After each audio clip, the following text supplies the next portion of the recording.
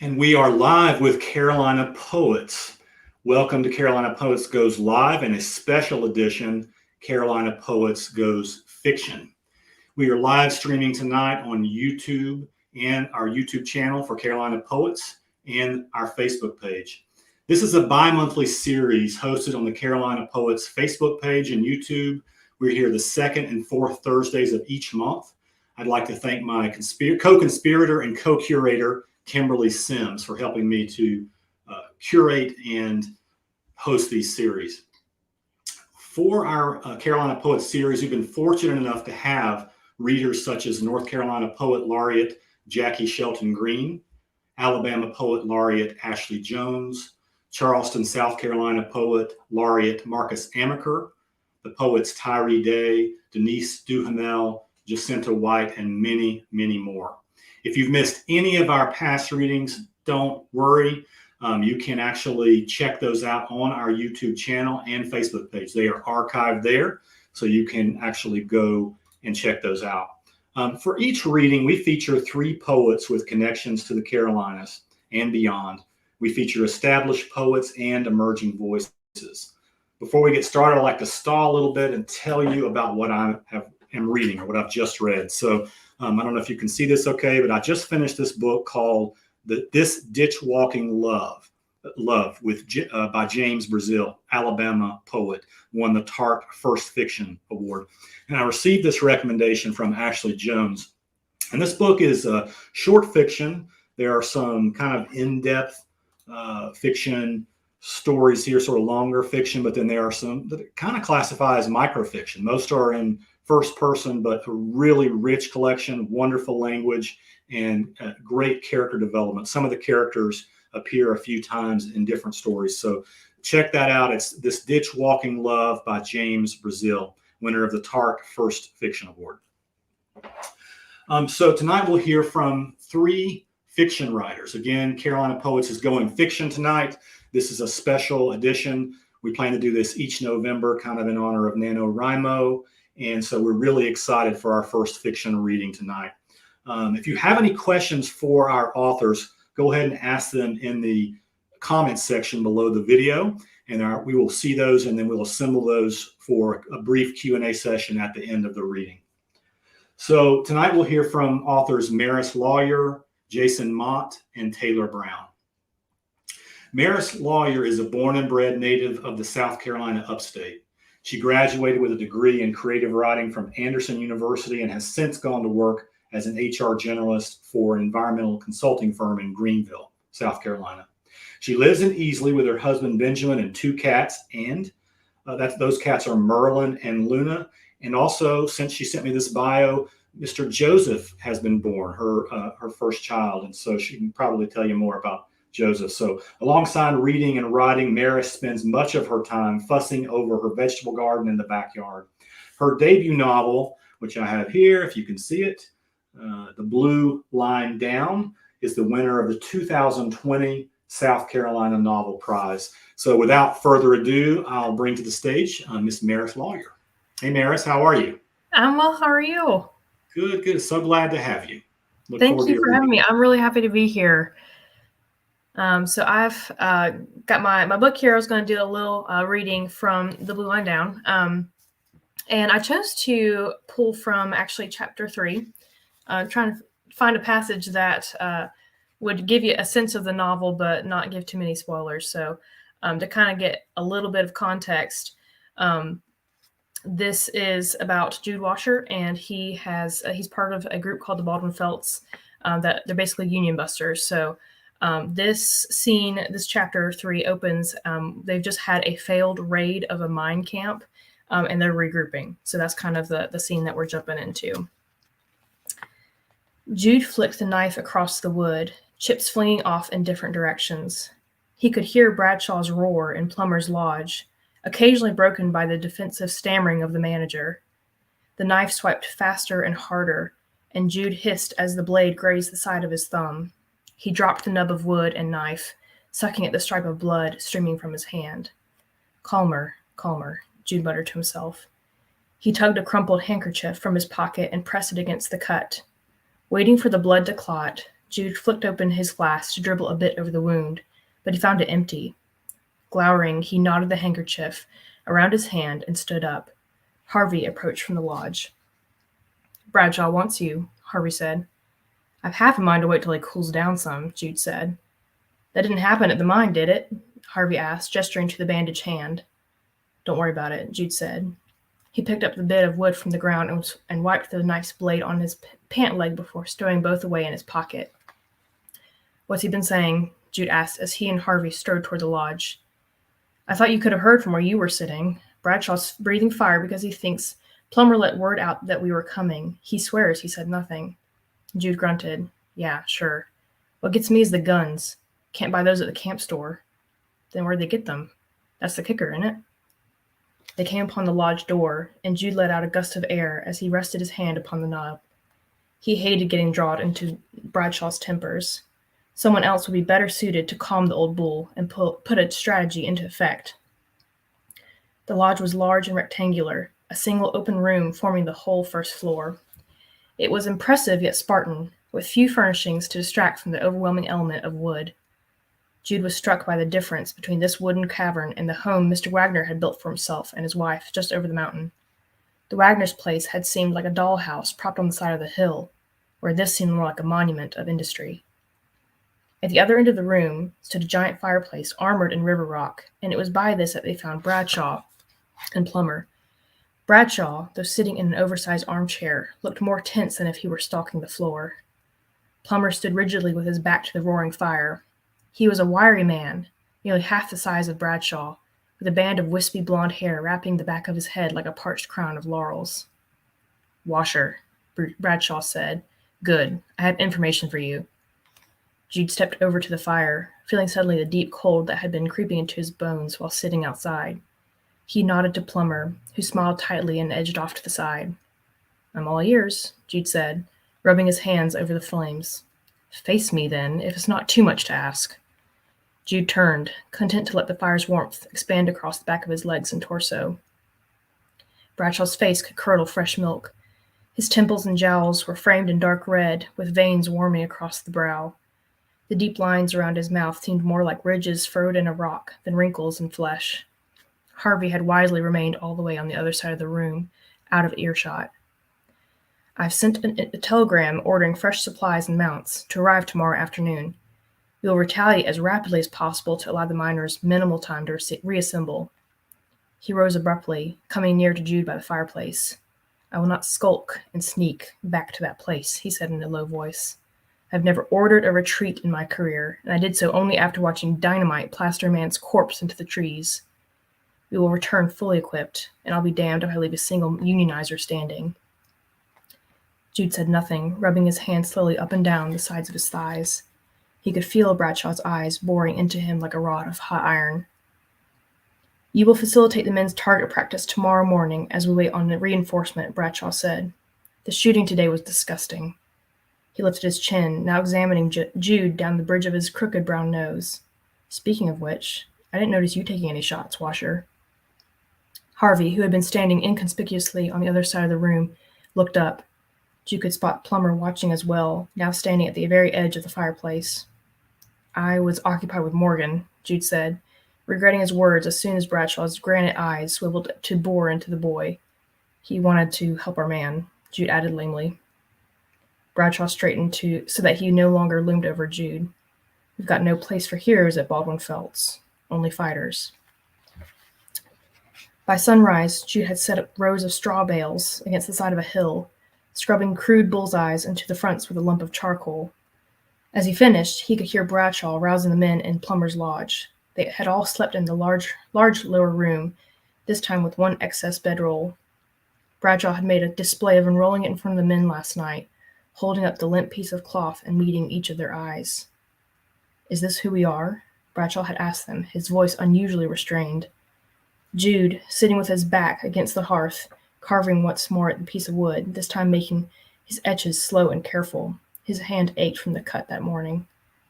Bradshaw shook the roll. The men, some standing near the fire like Jude, some already sitting atop their own bedrolls, stared wordlessly. Harvey, standing a few feet from Jude, had his hands tucked under his armpits, the bones of his jaw outlined clearly against his skin. When no men spoke up, Bradshaw crumpled the bedroll into a ball and flung it to the ground. "This is not who we are," Bradshaw shouted, making several of the men flinch.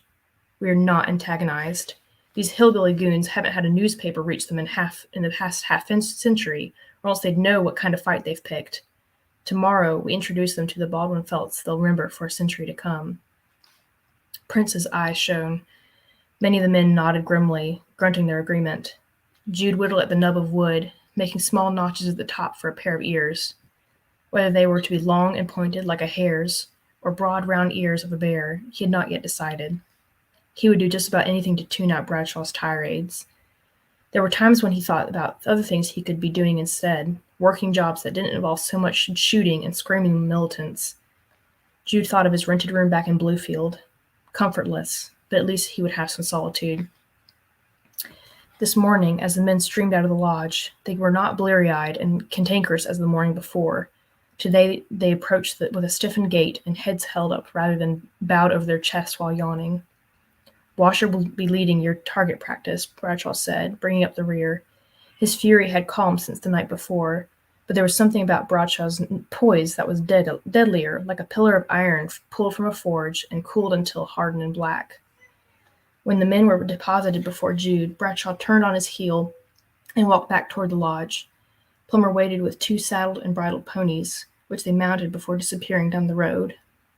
Jude, who had been leaning against the tree in the tomcat pose he was known for, straightened and flicked his thumb at the bales of hay. "All right, let's get this right the first time," Jude said once Bradshaw was out of sight. "You see the target. Shoot it." Though Jude had a reputation for several things, he was far from the best shot in the group. That title belonged to Prince. The men took their revolvers and staggered themselves before the row of targets. Prince stood on the farthest end from Jude, yet Jude could smell the oily cologne of his brilliantine drifting from that distance. Jude rubbed his nose against his sleeve. "Okay, fire," he said. A cacophony of shots vibrated the air, and puffs of dust and stubble jumped from the straw bales. "Go through your bullets," Jude said. "Then we'll take a look at the targets." As the shots continued, Jude searched the line of men for Harvey. He spotted him close to Prince, face stony but with a sweat glistening on his temples. Jude ran his hand over his eyes, bloodshot from too little sleep, and ambled behind the men at the other end of the row. "How'd you do?" Jude asked. The other shots died suddenly as all the men fired their last bullet. "I think I hit it," Harvey said flatly, letting his arm hang loose by his side. "Let's find out," Jude said. Louder, he said, "Guns down! Inspect your target." Jude and Harvey strode down to the target, about 20 feet away. Jude knelt and inspected the straw bales for indentations where the bullets would bury. He found one, nicking the very corner of the bale, and he could see several pits in the earth behind the bale, where he knew he would find the other bullets. He glanced up at Harvey, whose face had fallen. "Would it help if it oinked?" Jude said. "Go to hell." Jude straightened, eyebrows raised. Harvey turned to walk back, then reeled around again.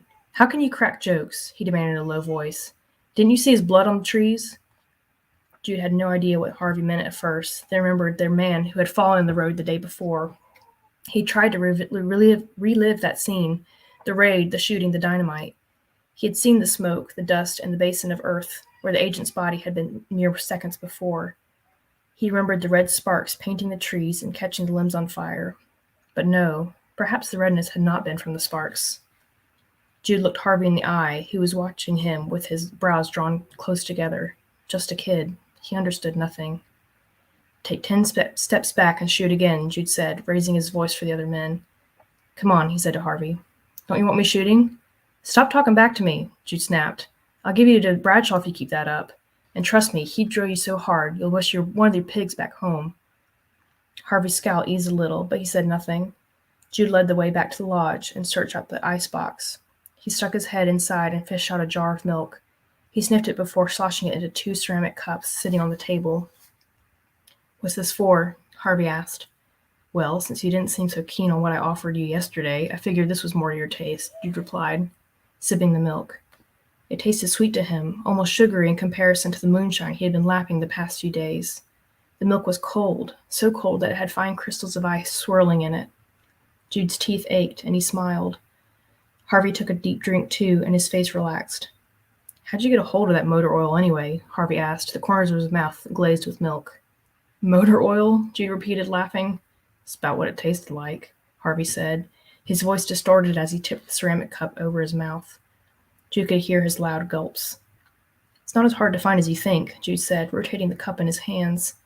He thought back to the first time he tried moonshine. One of his pals back in Bluefield, a paper boy in the Wagner's neighborhood, had brought over a bottle, and between the two of them they finished it off late one night, telling jokes and making fun of the rich families that lived in the neighborhood.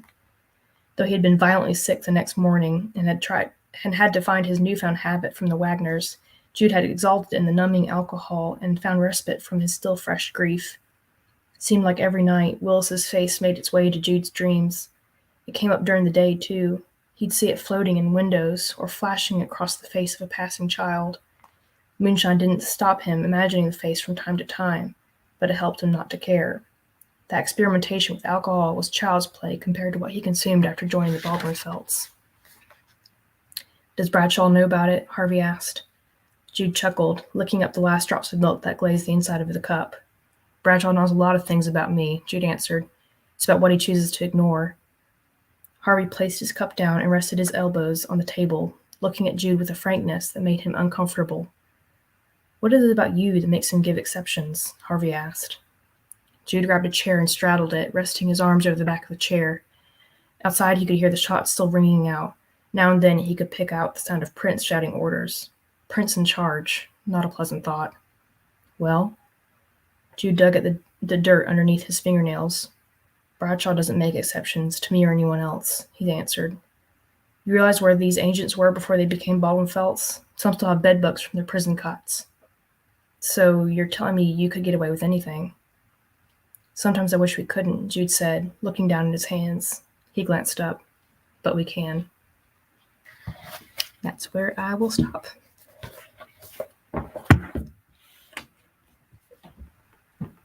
All right, Maris, we really enjoyed that. We're going to have a brief Q&A session at the end. Can you join us for that? Absolutely. All right, fantastic. We look forward to learning more about your process and everything with that. So up next, we have Jason Mott. Jason has published 3 previous novels. His first novel, The Returned, was a New York Times bestseller and was turned into a TV series that ran for 2 seasons.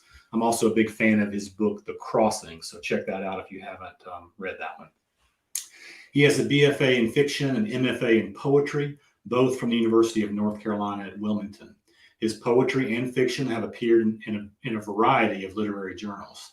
His most recent novel, Hell of a Book, is a 2021 National Book Awards finalist. And if you're someone who likes audiobooks, Hell of a Book has 2 fantastic narrators, so it's a really well-done audiobook. With that, I'll bring to the stage Mr. Jason Mott. Hey, Jason, how are you? I'm terrific. How's it going? Good. We're so happy to have you. Cool. Thank you. I'm really glad to be here tonight. So I'm going to do a little bit of reading, but I think I'm going to do a large amount of just talking because that's kind of weird I am. So I want to talk a little bit about how this book came into being, which is here, by the way. Because I think it's a really fun story of how this book happened. I think people oftentimes like to hear how things happen behind the scenes. Because a lot of the book is about this author who's written a book and he's trying to get it published. And there's a whole, the book itself revolves around the backstory of publishing. So just to kind of give a little bit of backstory first about the novel, a quick synopsis about the novel. Hell of a Book is a story of an author on book tour. He's just written a very large book. It's doing really well. So he's traveling around, promoting his book, selling his book, doing all the things you have to do as an author to kind of get your book out there. And as he's going about the business of doing that, he starts to see this 10-year-old kid who becomes known simply as the kid.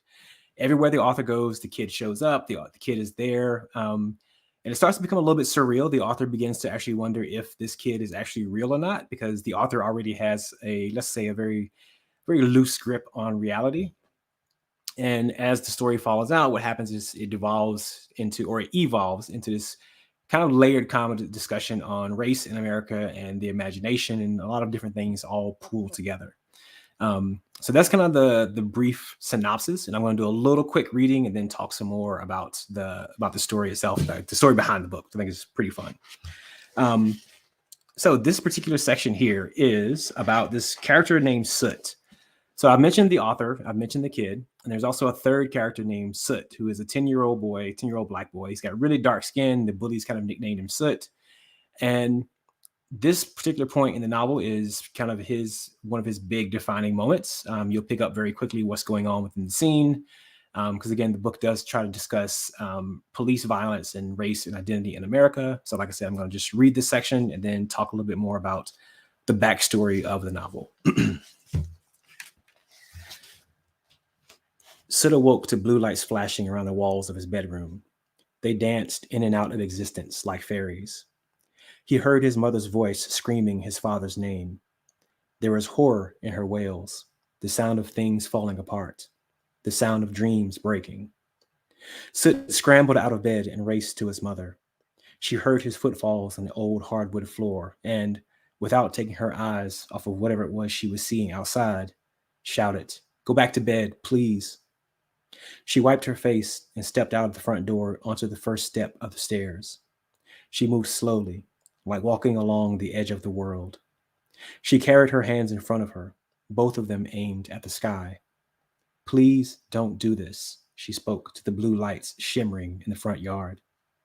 Soot wanted to follow her, but he didn't have the courage to disobey her. So he climbed up on the old couch and squinted out of the window with his heart beating in his ears. Outside, caught in the blue and white lights, Soot saw two shadows. One tall and lean, one square and hard. One stood with his hands in the air, the other with one hand on his hip. He knew from the lankiness of the shadows which one was his father. "Mama," Soot called, but his mother did not hear him. She was out on the stairs with her hands in the air, calling her husband's name. "William," she called. Then the world exploded. His father's shadow fell to the ground. Soot ran out onto the porch and grabbed his mother by the waist. She was screaming with her fists clenched and her body a taut cable of pain. In the glare of the headlights, with the blue flash blinding him, Soot saw his father turn to him. He saw the man's eyes full of pleading and fear, and the only thing Soot wanted was to disappear from it all. And somehow, he felt himself growing light. He felt as though he were moving, but only the world stood still. Unseen, he felt warm and calm, safe and unafraid. So that's, as I mentioned, that's part of Soot's narrative. So Soot is 10 years old, and his parents have this game they've been playing with him called The Unseen, where they pretend that he can turn invisible. And as things begin going forward in the novel, whether or not he actually can do this comes into question. And in that particular scene, after the shooting and the death of his father, Soot does develop this unique ability to kind of disappear. And that becomes kind of his his hallmark trademark of his character's identity. So it's a very challenging kind of narrative dealing with a lot of topical subjects. But the component that I kind of want to talk about the most is kind of the backstory of this novel. Because the novel is, doing fairly well right now. Like, it's a National Book Award finalist and all this cool stuff is happening. But I think that it's important for readers oftentimes to hear how books happen. So I want to talk about like the long winding road of getting to like where we are now with the novel. So the novel actually started back in 2012, 2013, depending on how you kind of want to do the math of it. Around that time, 2011, I was working at Verizon Wireless, answering phones, which is the worst job that you can ever possibly have, or one of the worst you can ever have. There are a lot of worse jobs, but it's one of the worst you can have. That job is just people yelling at you all day long, and it's very, very draining, as you can imagine.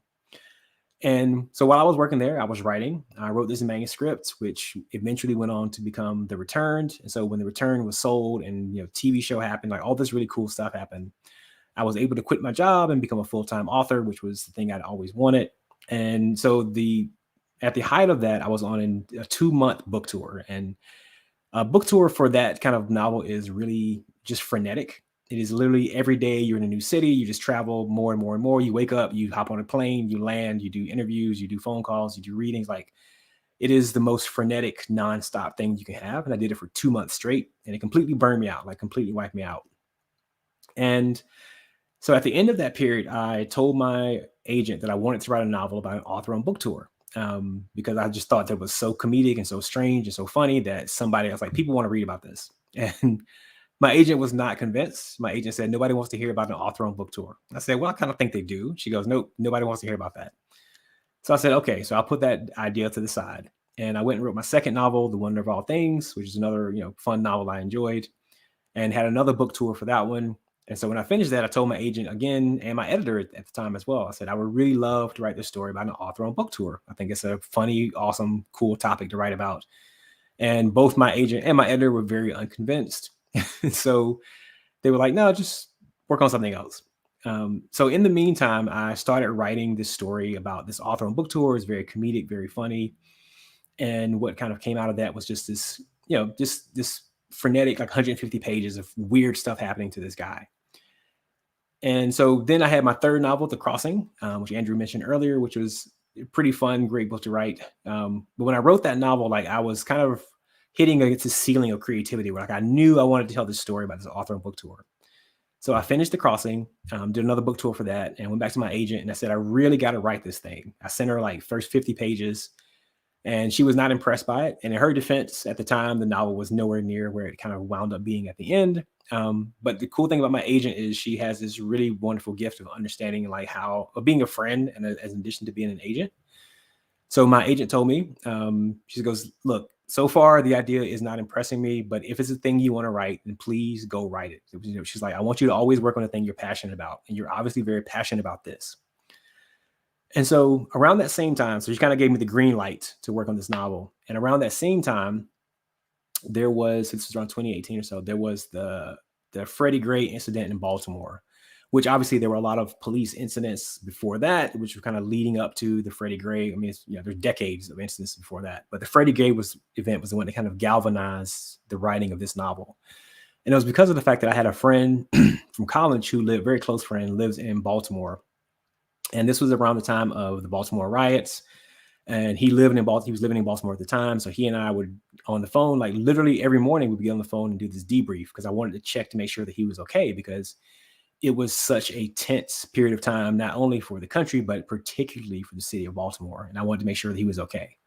So every morning we would get on the phone and we had these really deep conversations about shootings and that were happening, and about politics and about philosophy and about how we felt emotionally about what was happening, like our place in all this. And as happens to many of us, like began to be very overwhelming. Like when you're kind of ingesting the news oftentimes, like, and really, really letting it sink in, it can very quickly become overwhelming. And that's kind of what happened between him and I. Like it got to this point where we were both really burnt out on the news, and I kind of got emotionally overwhelmed, and I was having trouble with, just life. It was just hard to function. And I didn't know what to do with all these thoughts. And my friend, being the smart guy that he was, he said, hey, you're a writer. Why don't you actually write about this? Why don't you sit down and write a story about this? I said, you know what? That's a great idea. So I began writing these very small episodes that were a blend of fiction and a blend of nonfiction. So I was kind of digging up a lot of my personal past, a lot of my personal experiences, events that very directly affected me and happened to me. And at the same time, I was writing these fictional kind of events based on like headlines that I saw or stories that friends told me about things that had happened to them. And it just kind of galvanized into this story that was about not just, policing, but about the Black experience and like, what it means and how you feel and how you navigate it and how white America navigates us all. And it's this hodgepodge that we all kind of function in every day in America. And so I had half a novel there, and I didn't know what to do with it because it was so heavy and so depressing and so sad and like so difficult to kind of get through from a writing standpoint. I said, no one's going to read this because I can't even get through it as a writer. And I remembered the author on book tour portion that I had, which was the exact opposite. The story that I written about the author on book tour was all comedy and all shenanigans and all fun. And I said, well, if I can balance those two out, if I can mix those two together, I can have this novel where you get the comedy of the author on book tour, but you also get the gravitas and the heaviness of all these other things I'm trying to kind of talk about topically. So fortunately, the two came together. Took about a few years of writing, a few years of very diligent, hard writing, and I sent it to my agent, and she loved it, and things kind of started unfolding after that. And so you fast forward quite some time, and you get to where we are now, where the book is doing well, which is wonderful. So yeah, it was one of those weird kind of fun stories that I think, again, readers, from what I kind of seen, I know as a reader myself and as a lover of film and television, like You oftentimes want to hear about how things happen behind the scenes. And so the whole novel kind of talks about that. So I'm going to do another really kind of brief reading, a little bit longer than that one, but still kind of brief reading from the novel. And this particular portion of it is about the author as he encounters this media trainer. So we've left the world of Soot, the young boy, and now we're moving to this 40-some-year-old author who is out traveling around trying to, learning how to sell his book. So one thing that happened to me when I was getting ready to, when the return was being published, was the publisher sent me to New York and hired this media trainer to teach me how to talk about my own book, which sounds very hilarious. And it was moderately hilarious. But it's basically a crash course in public speaking about your own work. It teaches you how to talk about your novel and how to dig into what your novel is and kind of hit those high notes really quickly for listeners. So it was actually very helpful, but I found it to be very surreal. And so I wanted to kind of make fun of that and pick on that and kind of have a few things happen. And I also kind of wanted to blend it into this whole topical thing that was happening. So I'm going to read a few pages from that section. And again, these are definitely a much more lighter tone than the previous section that I just read. And hopefully you'll all kind of enjoy these right here. So at this point, the author is going to be the author, this guy named Jack, the media trainer, and the author's agent is a woman named Sharon, who is by no means similar to my agent. My agent is awful. Sharon here in the novel is terrible, just so you know. Sharon joins us, looking much more composed. And we spend the next hour and a half talking solely about my wardrobe and for the book tour and for interviews. Right now, Jack says, with the jeans and the button-down shirt combination you're wearing, you got a bit of an aw shucks country boy thing going on. And that's all well and good. People like that. It's relatable. But it doesn't exactly sizzle. We've got to get you into a sport coat. I told you, Sharon adds. It's a subtle difference, Jack says, but a vital one. It's the difference between an author whose wardrobe says, you should read my book, and an author whose wardrobe says, you have to read my book, which is 17% difference in sales, Sharon says. Exactly, says Jack. So first off, sport coat. Then when you're not in a sport coat, you should be in a suit. Have you ever seen an author on Today Show not wearing a suit? Well, you haven't, Jack says. The suit or sport coat is the backbone of a good interview. Speaking of interviews, has Sharon given you her interview primer yet? I have, Sharon says. Good, Jack says. Now get up there and show me what you got. He turns and nods toward the lectern at the far end of the room. I get up and walk toward the lectern. Because what other choice do I have? Jack's a professional media trainer. This is his business. And me, I'm a guy who spent his life in customer service and who just happened to write a book someone wanted to publish. When I stop to think about it, I can't remember ever seeing an author on Today Show who wasn't wearing a full suit. So Jack and Sharon must know what they're talking about, which only makes me all the more nervous. My legs feel like concrete as I take my place at the lectern. I count 9 microphones in front of me, all of them placed there to make me feel uneasy, I guess, to push me out of my comfort zone. Excellent, Jack says. One more quick thing. He walks over to the camera standing in front of the lectern and switches it on. There, he says. Are you ready? Not really. Good, he says. Because life never waits until you're ready. First question. What's the title of your book? Hell of a book, I say. Let me stop you right there, Jack says. You didn't thank me for asking you that question. You should always thank your host for the first question they ask about your book. Let's try that again. So, what's the title of your book? No ums or uhs, Jack says. Try again. Thank you for asking, I say, my voice shaking like the precursor to an earthquake. My book is called Hell of a Book. Wow, Jack says, far more excited than he should be. That is great. Ready for your next question? Here goes. What's your book about? It's about title, Sharon says, sending yet another email from her phone. What? I say. Repeat the title as often as you can, Jack the media trainer says. Go again. What's your book about? Thank you for asking, I say tentatively, like sticking a toe in the deep unknown water. Hell of a Book is about. So here are the key points that you need to make about Hell of a Book, Jack interrupts. He leans forward on the table, ready to whisper the great secrets that I later found out from my publisher was paying $350 an hour for me to hear. Okay, I say. Who are you? Jack says. I don't think I understand. I know for a fact that I don't understand, actually. Who are you? Jack repeats. It's the only point you need to make about your book. It's the only point anyone ever really needs to make about anything. Who you are defines the world in which you exist, Jack smiles. Who you are defines your book more than any plot, more than any character arc. Every time someone asks you about your book, what they're really saying is, who are you? And don't forget plot, Sharon says. Who are you in plot form? Jack corrects. Then he leans back in his chair with a little smile of pride stretched across his face. Wonderful, Sharon says. She's looked up from her phone this whole time. She looks mesmerized, awestruck even. She turns to me after a moment. Didn't I tell you this would be wonderful, she says. Jack, I say. Yeah, I don't understand. That's okay, Jack says. You don't have to understand. Not right now, at least. It'll come to you later. He points to Sharon. She gets it already because it's not about her. It's about you. It's always easier to see the truth of other people than it is to see the truth about ourselves. Is this because of that whole labyrinth inside of me thing you were talking about earlier? My work here is done, Jack says. You're on your way to becoming an author. You're on the way to becoming a professional author. One last thing, though. What's that? This probably goes without saying, but I'm going to say it anyway. Don't write about race. Specifically, don't write about being Black. You know, you can write about Black characters. Just don't write about being Black. Not at all. Well, why not? Trust me on this. I've crunched the numbers. I've seen a dozen writers like you come and go. You've got that crossover talent, my man. You can live in both worlds. That's the smartest thing about Hell of a Book. You don't need to, you need to hang on to that. The last thing people really want is to hear about being Black. Being Black's a curse. No offense. And nobody wants to feel cursed when they read something they just finished paying $24.95 for. You know what I mean? Here's one thing I've learned. When someone treats you terribly, the last thing they want is for you to behave as if you treated them terribly. If I punch you in the neck, I don't want you to bring that up the next time I punch you in the neck. It's your job as the punchee to grin and bear it and treat me like I never did it. Make me feel good. Help me forget the whole neck punching adventure. It's common courtesy, really. And that's just the same for the person who says they loved you and then showed it not to be true, as it is for a country that kidnapped you and chopped off your foot and did whatever they do. Nobody wants to hear their monstrosities brought up. And if you should happen to do it, they'll kind of hate you for it. Just ask Frankenstein's monster. Say what?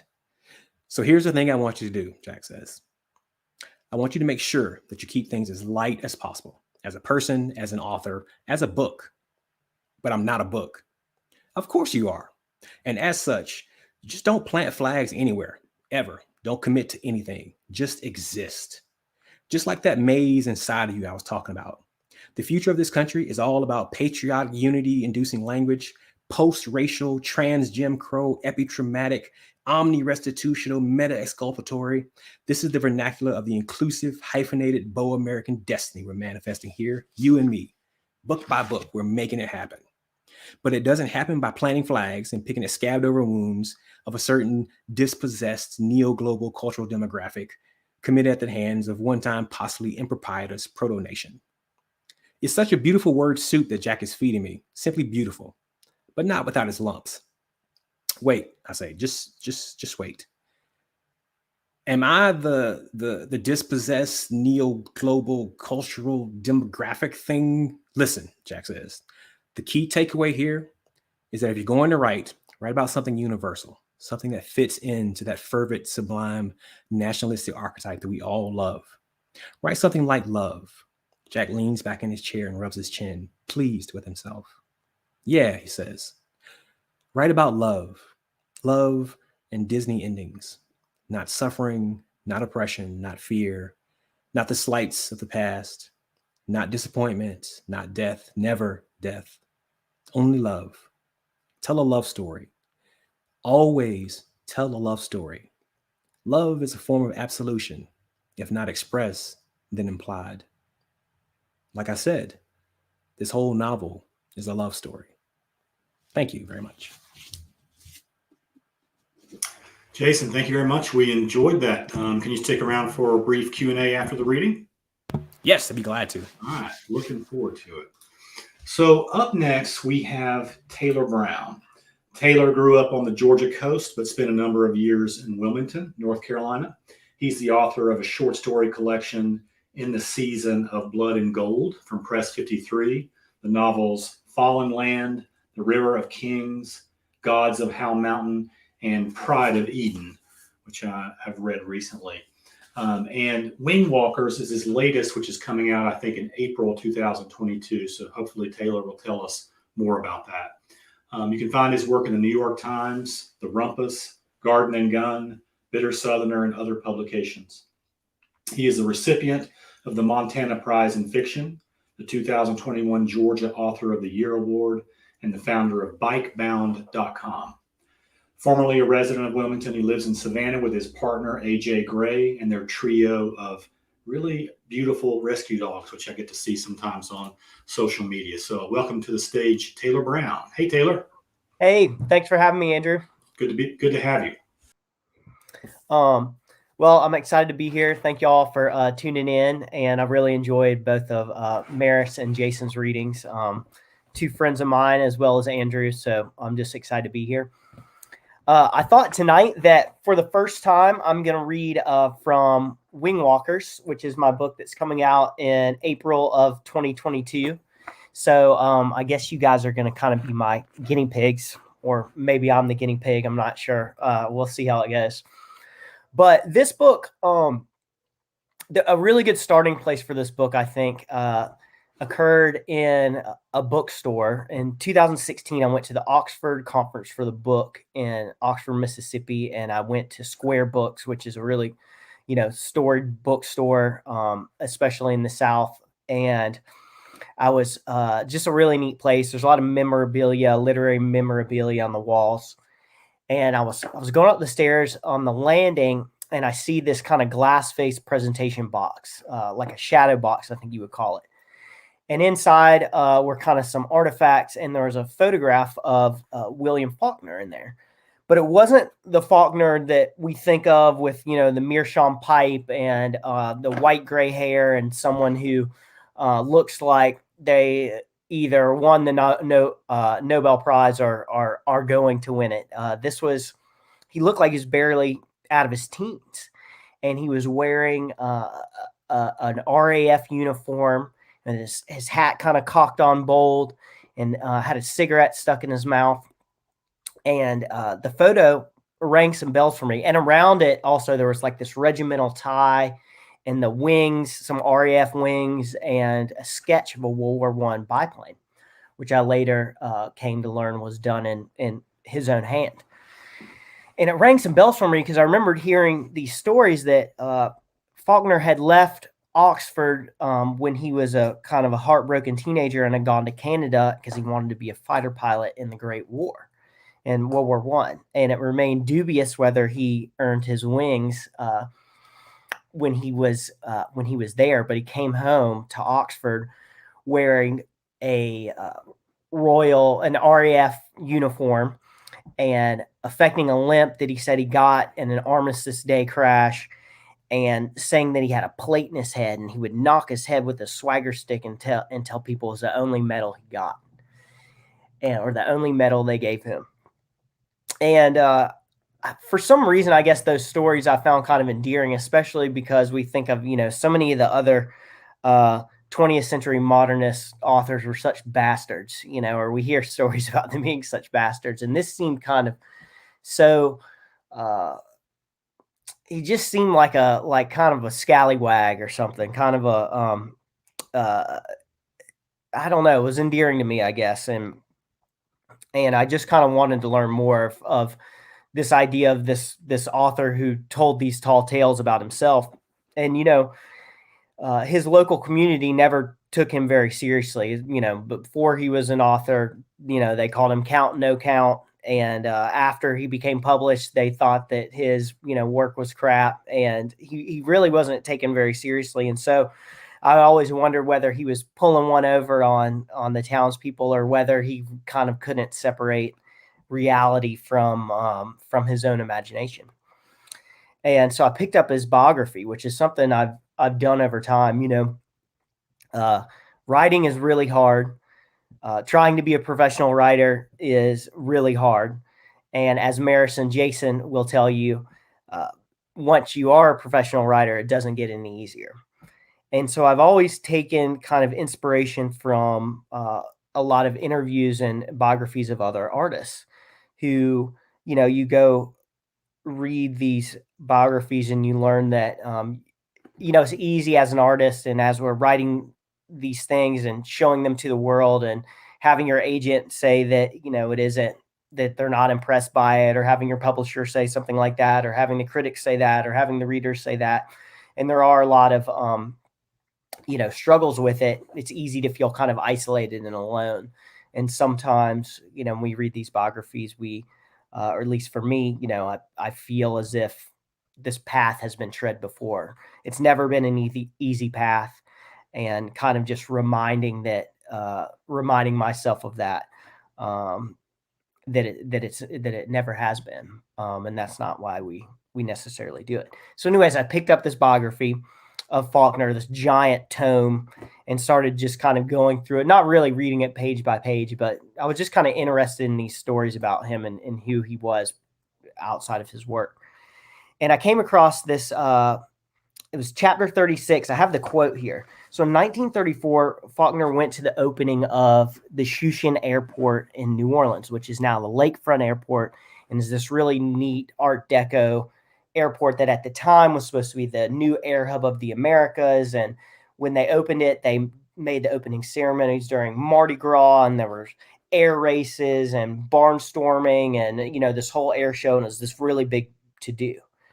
And there's this little snippet that stuck out to me. It said, so he stayed at these family friends, the Bradfords. When Faulkner appeared at the Bradfords early Sunday morning, he looked ravenous and hungover. After he consumed a large breakfast, he launched into what seemed to Mary Rose a disjointed, nightmarish tale of accepting a ride from two motorcyclists, a man and a woman. They were aviators at the meet, and he had joined them in drinking, flying, and carousing. And that's all that's said about it. And so I was just curious what the story was of that night, and how he kind of intersected with those two aviators / motorcyclists in the meet. And I could find out nothing. It was kind of a story that was lost to history. And it just struck me as here was a story waiting to be told. Here was this little clue or snippet that I could reimagine who they were and how their lives intersected. And I'd already been really interested in this idea of, it's kind of in some ways similar. It's interesting with what Jason was saying with, this media person teaching the character, the author, teaching him how to talk about his own work, that Faulkner had created this persona and, kind of what was behind that. And so really the characters, this man and the woman, came to me pretty quickly. Della the Daring, this husband and wife, Della the Daring, and her husband, Zeno Marigold, who is a World War I ace, and they are trying to make their way west during the Great Depression in their dilapidated World War I biplane by performing in barnyards and at county fairs, their aerial daredevilry. And as their storyline is kind of moving west, Faulkner's storyline is kind of moving this way, and they intersect at some point in the book. And so I just want to read to you guys a little bit from the first chapter. And this is from when Faulkner is a boy. It's 1908. And this is Billy is William Faulkner, as he was known as Billy when he was younger. And so this chapter is called The Balloonatic. Oxford, Mississippi, 1908.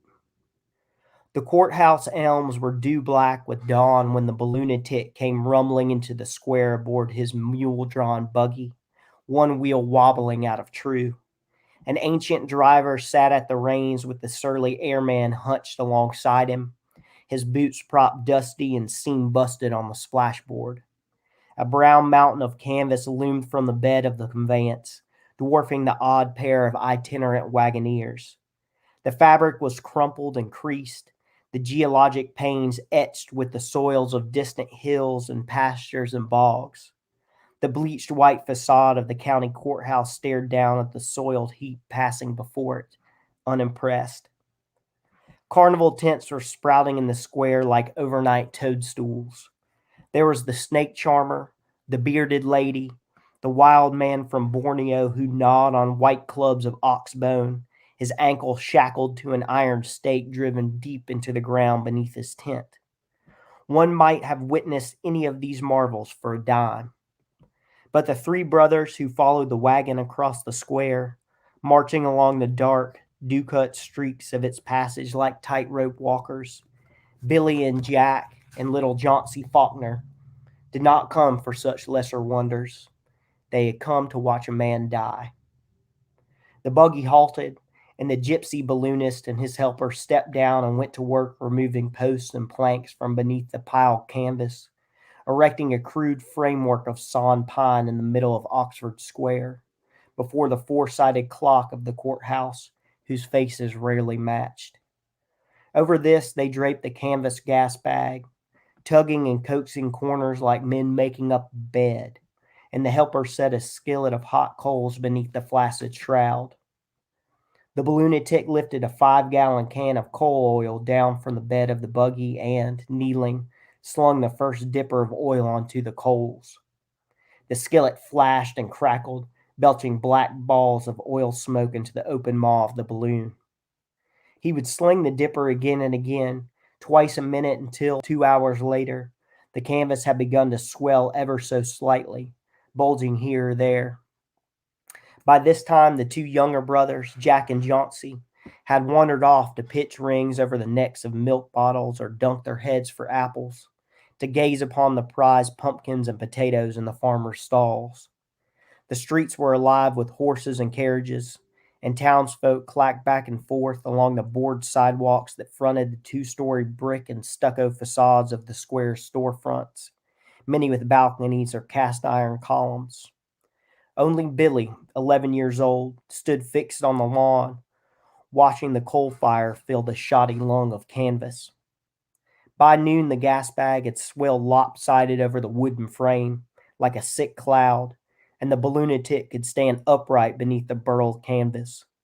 With each flash of coal oil, Billy saw him silhouetted against the soiled sailcloth walls, his poses strange and rampant, like some shade of man wheeling about the storm of creation. Suddenly his mustachioed face ducked from beneath the canvas, sooty and red-eyed, wreathed in the blackest smoke. "Brandy!" he yelled at his helper, who nodded and fetched a pint bottle from the throat of his boot. The balloonatic took the bottle and unscrewed the cap and sucked on the spout, then pointed the bottle at Billy. "Fetch them little brothers of yourn, and whichever else of these little pie faces can make themselves useful." Billy rounded up 10 boys from the shooting gallery and the ring toss and from behind the bearded lady's tent, where they sat smoking pilfered tobacco and daring one another to lift the flap. They each held one of the mooring lines that dangled from the balloon, watching the sullen globe form beneath the braids of hemp. It flickered and belched, emitting black gouts of smoke, and Billy felt his own chest swelling in unison. Soon a man would ascend into the Mississippi heavens, high enough to see the university, the rail depot, the lazy scrawl of the Tallahatchie River. He would hang amid the clouded aeries of gods and eagles, and then he would fall, returning to the red clay and cotton fields of the state, living or dead. Either was miracle enough. So I'm going to skip ahead a little bit. And I should say that this is based on a true anecdote told by in one of Faulkner's brother's memoirs. This really did happen. This balloonist would show up every year during the county or the city fair. It wasn't always the same one, but it usually was, and it happened a number of years. And on this particular year, the balloonist crashed into the Faulkner's hen house. So that's where we're going to pick it up.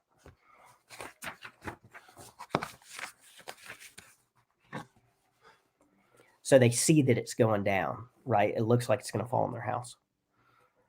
The boys turned up their street and flashed through the brick gate columns of the property and up the gravel drive, running around the big many-chimneyed house and scrambling over the paneled fence and back. They rose on the far side, black-kneed, to see the chicken coop crushed beneath the smoking wreckage of the balloon.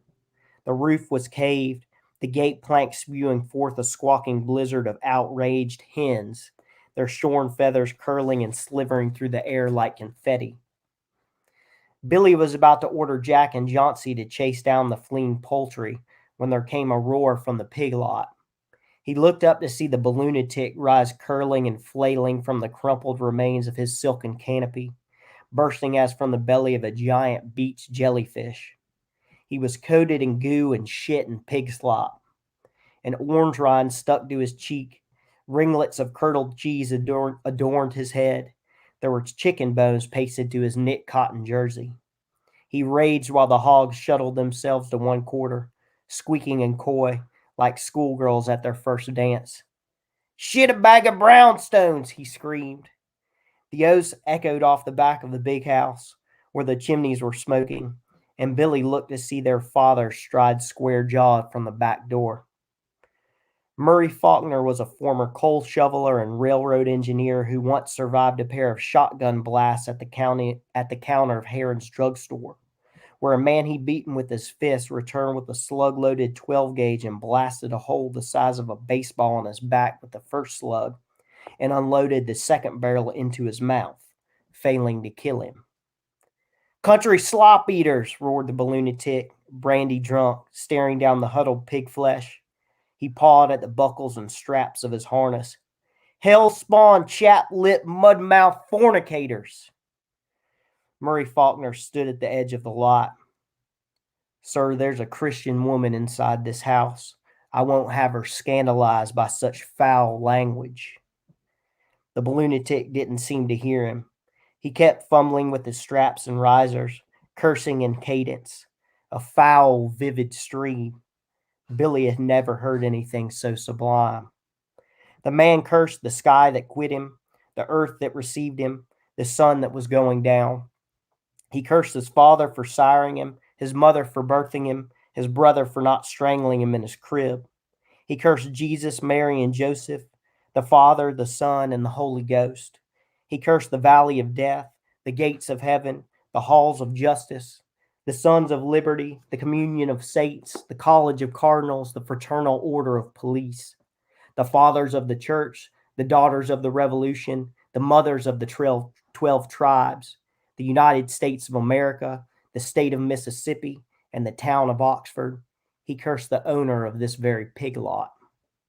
Their father turned and walked back into the house.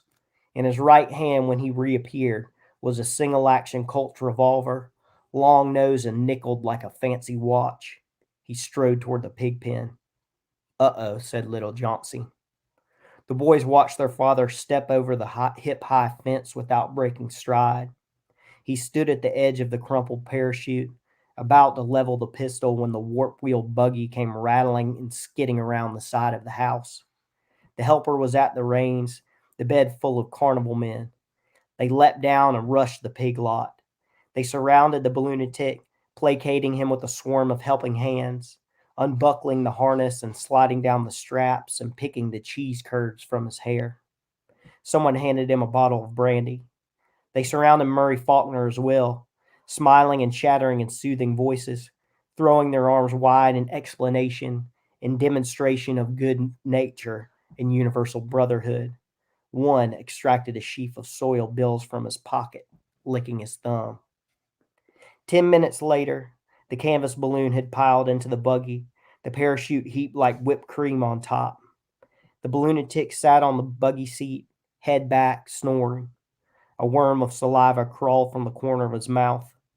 Their father stood as before, the long iron finger of the pistol held against his leg. In his other hand, a strangled wad of bills. They could see his chest moving up and down, heavy as a bellows.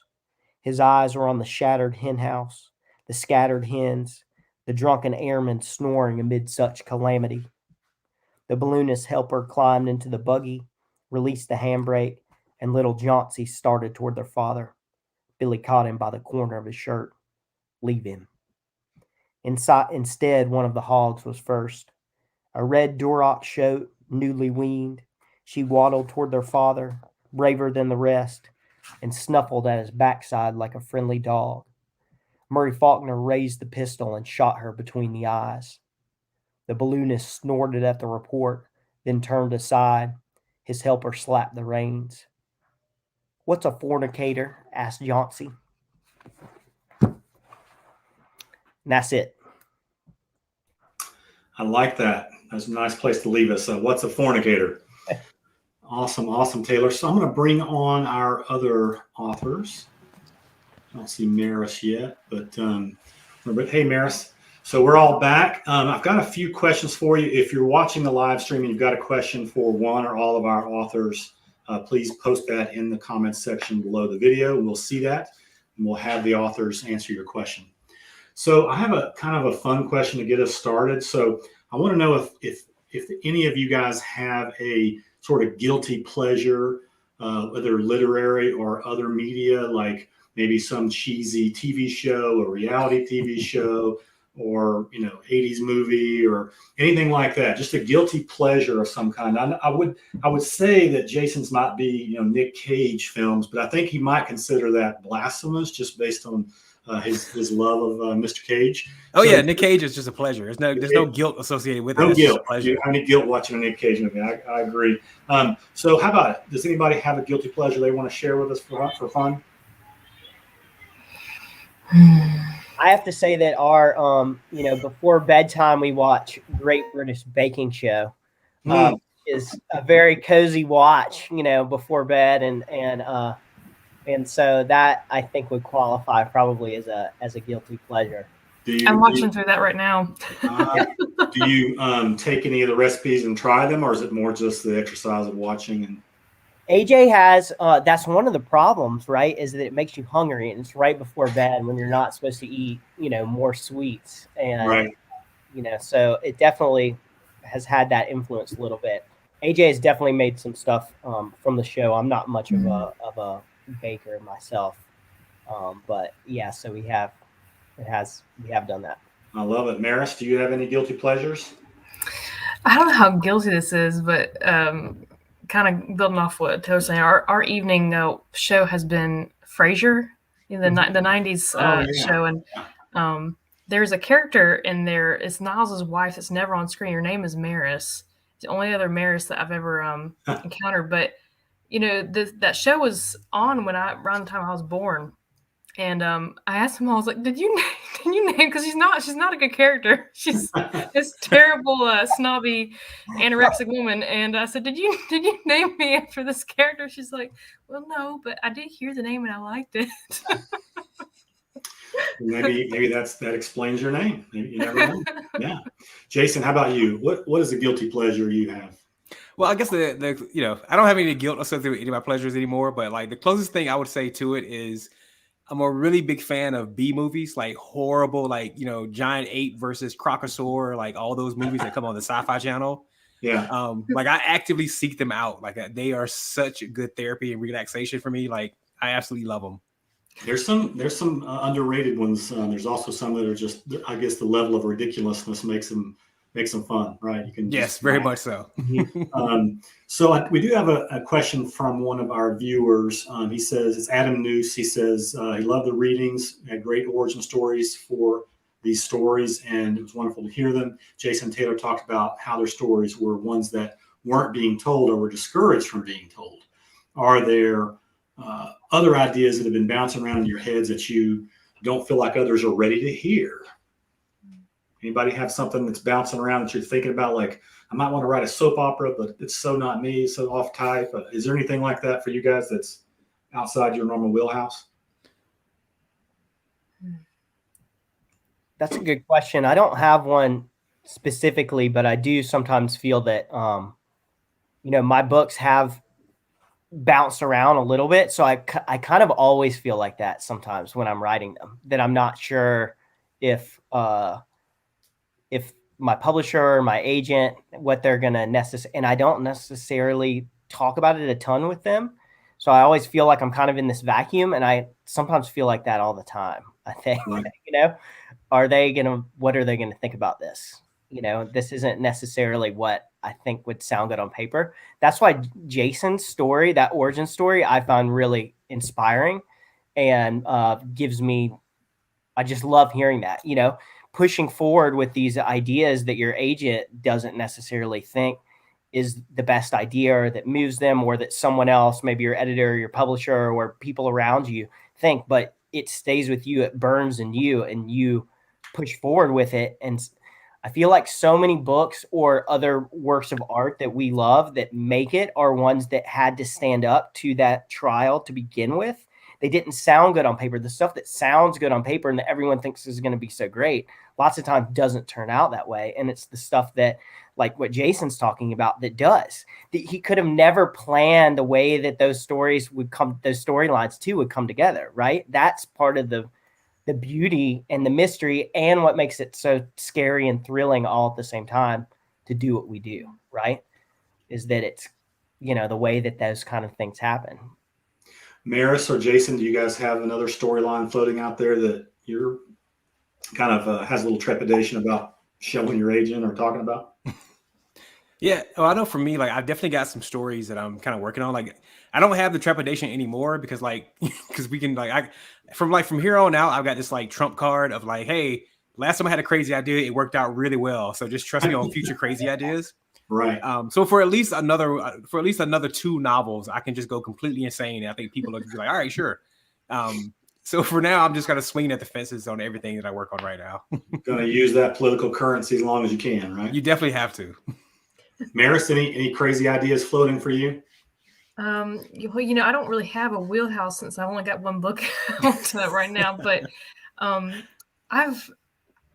something I've thought about before is so my father has leukemia and has had a long battle with chronic illnesses, and I actually have a couple friends who also have this debilitating chronic illnesses, and I've thought about I've always been interested in nonfiction, and I've been interested in toying with the idea of writing about interviewing people with chronic illnesses and their caretakers as well, to kind of talk through that process. You know, when you're dealing with level 8, 9 pain on a daily basis, how do you cope with that, and how do people who love you cope with that? And you know, I don't know if that's something people would want to read because it's such a heavy topic, but something I hear people say a lot is that they don't find any solidarity because all these illnesses are invisible, and you know, people often don't get out of the house when they have these kind of conditions. So I don't know, to give some sort of voice to that, I think is interesting, to record some of the processes, especially of the caretakers, because a lot of times they don't have a voice in that either. It's its own unique battle to watch that unfold. But I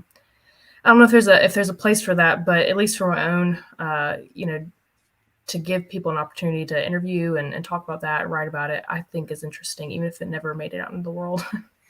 Yeah, I think it's a story worth telling, and it sounds like you've got a vantage point to tell it. So that's, I think that's pretty interesting. I've got a question for you, Maris. This is from my wife. So she wanted to know, how far did you take your research for Blue Line down? Did you try moonshine? Did you go to a firing range? Tell us about how involved you got in that research. Man, I'm almost ashamed to say I have not tried moonshine. The only gun I've ever shot was a .22 rifle that my dad made me shoot when I was about 12, just teaching us gun safety. Shot a milk jug. But yeah, so the research came, I started the book when I was in college. It's in an Appalachian literature course I'd taken where my teacher talked about the Baldwin Felts, and I never heard of them. And it just sparked my curiosity. And, you know, there's some documentaries. The movie Madawan, you know, is kind of based off of that. Sorry if you hear babies screaming in the background. Oh, it's all good. We like babies. And there's some fiction where they're very briefly mentioned, but whenever I Google, if you just Google them, there's not much that comes up, honestly. And you know, print materials are, I think, even scarcer. My professor lent me a few different books that he had in his personal library because I decided I wanted to write about that for my senior project. But I kind of realized that if I wanted to write about like a historical, this was a historical raid that's actually happened, I would have to go to much greater lengths of research than what I had my capability as a college student. And so, my approach was I'd like to write this grounded in reality. These were real people, a real group, but the characters are fiction. Some of these specific raids are kind of based off of their tactics, but it wasn't a historical raid. To kind of give exposure to who these men were, how this what things happened, but not have an actual historical event, because I think I would have to be a more experienced historian to be able to really give that credit. So I read different articles, parts of books, did as much research as I could, especially as a college student. But that was kind of where I landed on that, is that if I wanted to take this as take an actual historical event, I'd have to travel, and I'd have to go dig up a lot more resources and firsthand accounts that I didn't really have at my, didn't have my disposal at the time. But I tried to do as much research as I could. Well, it worked. Congratulations on the book. It's a great book. So obviously what you did worked. So Appreciate that. Yeah. So Jason, I have a question for you. So you kind of answered a little bit in your discussion tonight, but you have in this novel these wonderful comedic scenes, right? So I'm thinking about the elevator scene, some of the other scenes that are just hilarious, and then we move into sort of intense, sort of painful segments where we're dealing with race and so forth, Soot's backstory and things like that. And you answered that you kind of married these two ideas, but how do you sort of deal with finding the right pacing for that kind of thing? Because that's a little bit tricky, right? You sort of sucker punch the reader, but then you bring some brevity. And how did you kind of approach that in Hell of a Book? Yeah, it's definitely that was probably the hardest component of the story, is trying to find that balance. A lot of it, I think, is just, there's a little bit of just experience. Like, it took a lot of failures to kind of get to where, but I've kind of gotten to where I just trusted my gut in terms of, as a writer, when I felt very bogged down and very fatigued emotionally, my reader's probably feeling the same exact way. So I should kind of lighten that up and let them breathe a bit and give them a few laughs. And then, when I felt that the laughter was getting too far away from the actual heaviness, it's okay, you've caught your breath. You don't want to run too far afield. So let's go back to the heavy stuff now. And so a lot of it's just kind of using the instinct. If I try to use myself as a litmus test where if I'm getting drained and just feeling very oh my God, then the reader is too. So I should stop. And if I'm laughing too hard and forgetting, oh yeah, what's going on? There's okay, I need to stop the comedy and come back to seriousness. So a lot is just kind of trusting the instinct. Yeah. And I wondered about the use of supernatural in the book. So Soot, seems to be a supernatural character quite a bit, although we do find out, his backstory. Mm-hmm. Tell us a little bit about that decision to maybe kind of have him be a supernatural, or maybe at some points we're not sure if the narrator is just, losing it, right? So talk to us about the use of supernatural in your book and maybe in your writing in general. Yeah, so when I, when you go back to my previous works, The Returns and The Wonder of All Things in particular, they are very much magical realist novels. So it's the real world, but one thing is turned by 2 degrees and you kind of function within that realm. But with this novel, I wanted it to be a place where my imagination was just kind of given full reign to do whatever the heck it wanted to do. And so I don't think of Soot so much as supernatural, but just there's a lot of imaginative blurring of the lines. Even the in terms of the identity, who are the characters? Are they the same character somehow? Is the author and the kid the same character? Is Soot somehow also the author? By the end of the novel, there's a lot of questions raised about identity and who these characters are. And they kind of transcend this space of imagination and reality, which is what I wanted the book to do. I wanted the book to feel like I've talked about with other people, for me, the book functions as an expressionistic painting. It's not meant to be taken literally or taken realism. It's meant to kind of just evoke the mood. And I did that through a lot of surrealistic and absurdist kind of tendencies. So I wanted the book to be a complete farce at times. And for people to be okay, I can't believe anything the author is saying. But even though you can't believe anything the author is saying, you see the truth of the statements behind the things that he's saying. So that was kind of how I wanted it to function. Yeah. One of my mentors says there's always a kernel of truth, no matter how fantastical the scene. Exactly. There needs to be some kernel of truth, or else the reader, can't be grounded. Exactly. Yeah. So very, very enlightening. So Taylor, one thing, setting is very important for any writer. And but one of the things I think you do sort of masterfully is find setting and almost put it forth as almost a character in your work. And so whether it's the Georgia coast and the River of Kings, and I lived on the Georgia coast for a while, and I sort of felt like this really strong connection to what my experience was there.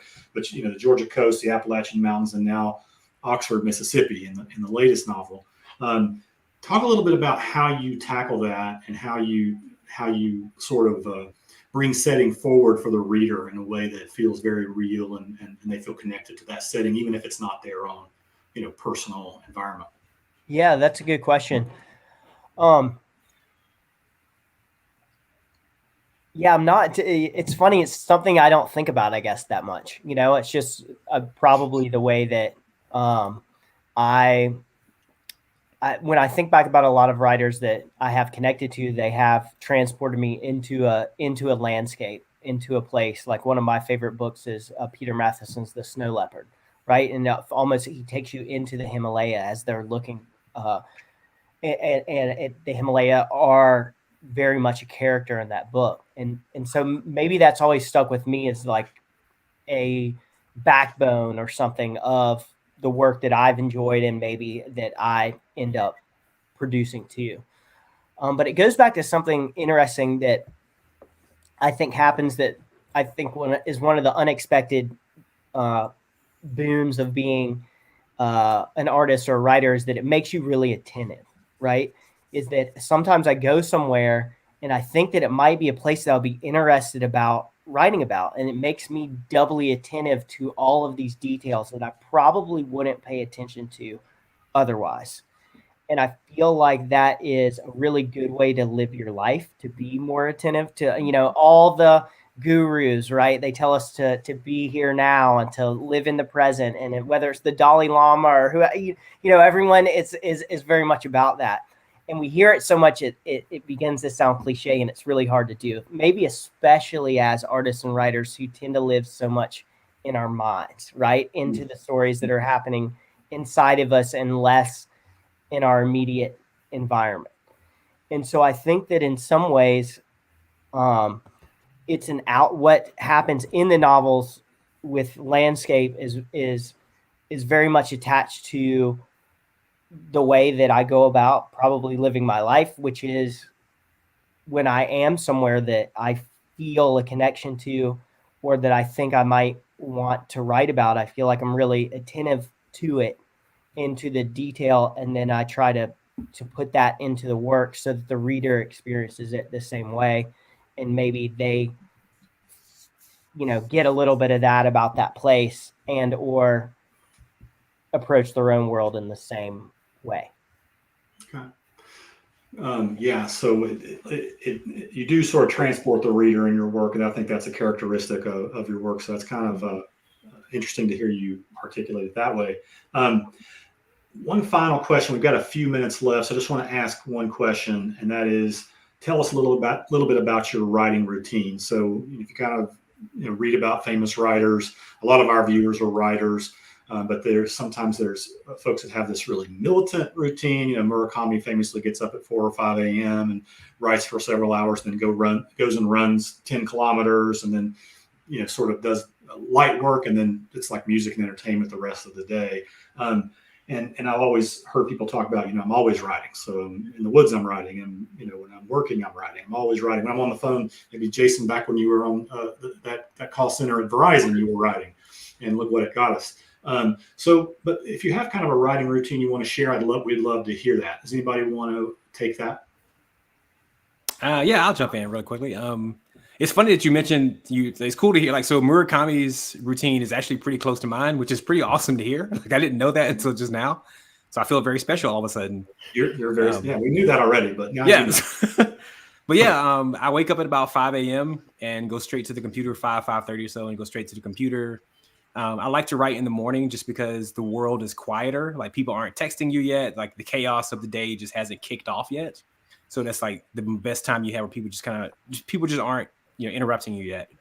So I'll start writing at 5. I'll write till maybe 9 or 10, and then I'll, have some food, a little exercise, something like that. And then maybe do a little bit more, but usually whatever works out, I'm done by about noonish. And then from there on out, it's just kind of decompress and detox and pay bills or run errands and have your normal day kind of stuff happen after that. Okay. So maybe instead of Murakami's 10 kilometers, yours is, don't you practice one of the martial arts? Yeah, I do Brazilian jiu-jitsu. So that's for the Okay. evening though. Yeah, that's in the evening okay. time. But yeah, definitely that's some other way of having fun too. It's, you can be mad at one of your characters. Or whatever. Exactly. So, Maris, do you have a particular writing routine? Mine is kind of stolen during nap times right now. Right.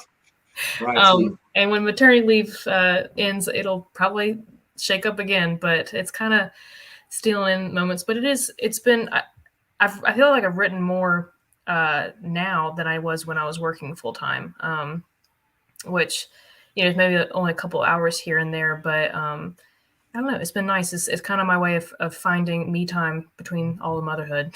Yeah, absolutely. So, and the baby's name is Joseph, right? Yes. All right. Well, we enjoy the pictures on social media. Taylor, do you have a particular writing routine? I do.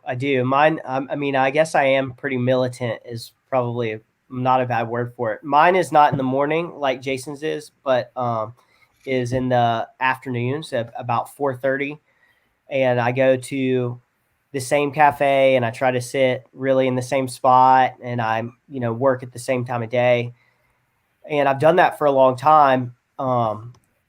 Sometimes it has been in the morning, sometimes in the afternoons, but usually wherever I've lived, I try to find, it's like when we moved to Savannah, I went on like cafe patrol to try to find where my spot was going to be that I was going to feel comfortable that I would like to write. Because I usually start at a cafe and, get some coffee and get into it. And then whenever it's time to go home, if I'm on a roll, I'll kind of keep going with it once I get home.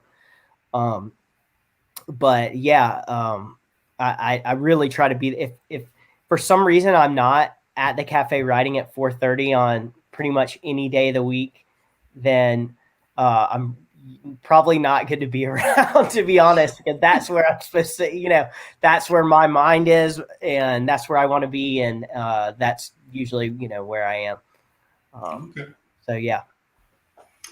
Very useful. Well, I think we have exhausted all of our questions. I don't see any other questions coming in. So I really want to thank you guys for being so generous with your time. It was great to get you guys together for our first fiction night. Normally we have poets on, but it's a delight to have fiction writers come in and tell their stories. So I want to thank you all for being here. Thank Thanks you. for having us. Thanks for having us. Thank you, guys. I want to close this out. Have a good evening. You too. Well, thank you very much for joining us for Carolina Poets Goes Fiction. This is part of the Carolina Poets bi-weekly series. We have readings typically with poets, except for November, and we do that the second and fourth Thursday of each month. We feature both established poets and emerging voices. I want to thank each of our readers tonight for their participation, you for watching, for those great questions that you put in. And please check out the links to the author's work. I'm going to post those at the end of the chat as well, but make sure you go out and support our writers and all the art that moves you. Thank you.